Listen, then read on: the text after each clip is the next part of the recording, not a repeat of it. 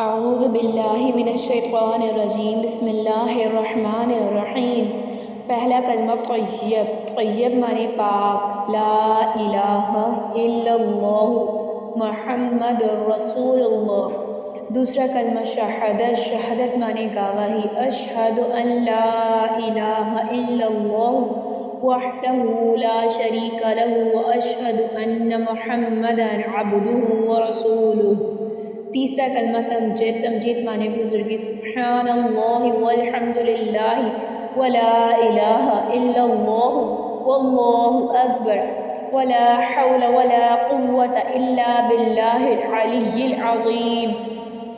چوتھا کلمہ توحید معنی اکیلا، لا الہ الا اللہ وحدہ لا شریک لہ لہ الملک ولہ الحمد یحیی ویمیت وہو حی لا یموت ابدا ذو الجلال والاکرام بیدہ الخیر وہو علی کل شیء قدیر۔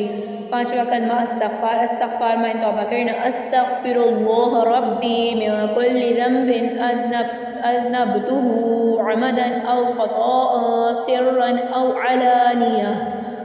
علانیۃ واتوب الیہ من الذنب الذی اعلم ومن الذنب الذی لا اعلم انک انت علام الغیوب وستار العیوب وغفار الذنوب ولا حول ولا قوة الا باللہ العلی العظیم۔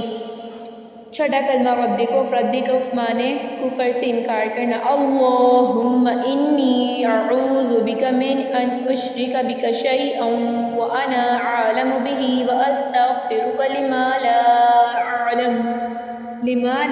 اعلم بہ تبت عنہ وتبرأت من الکفر والشرک والکذب والغیبۃ والبدعۃ والنمیمۃ والفواحش والبہتان والمعاصی كلها واسلمت واقول لا الہ الا اللہ محمد رسول اللہ۔